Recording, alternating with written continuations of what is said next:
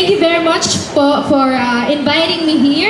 Happy Independence Day po sa lahat ng mga Pilipinong narito ngayon. My next song is a Tagalog song, so hope you like it. Para po sa inyo.